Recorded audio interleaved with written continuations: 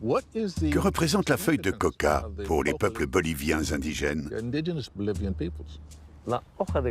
À l'état naturel, elle se mâche. Elle est source de bien-être et elle fait partie de notre identité. Mais une fois traitée chimiquement, la coca se transforme en cocaïne.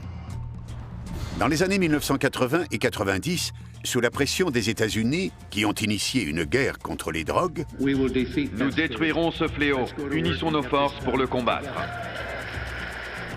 le gouvernement bolivien s'est lancé dans une politique d'éradication de la coca. Comme tous les cultivateurs de coca, Evo Morales était mécontent de perdre son gagne-pain. Mais il était aussi furieux que la culture bolivienne soit reléguée au second plan pour satisfaire les besoins des puissances étrangères. Je me souviens de l'époque où le gouvernement a sorti un décret stipulant qu'il y aurait zéro tolérance pour le trafic de drogue.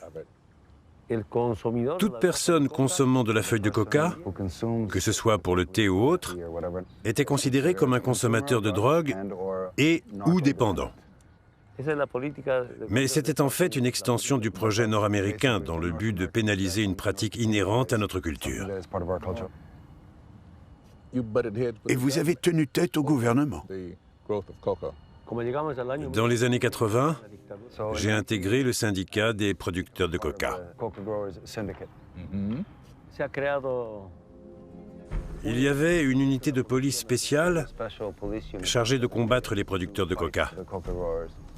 Un de mes amis, qui était membre du syndicat, a été brûlé vif par les forces de la dictature. J'étais jeune alors. Je devais avoir 18 ou 19 ans et je ne comprenais pas ce qui se passait en Bolivie.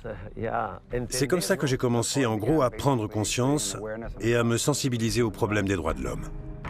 Evo a franchi les échelons à l'intérieur du syndicat des producteurs de coca. Au début des années 1990, il était un de ses leaders. En 1994, il a été arrêté par les forces gouvernementales. En signe de protestation, 3000 paysans ont entamé une marche de 580 km depuis leur champ de Cochabamba jusqu'à la capitale, La Paz.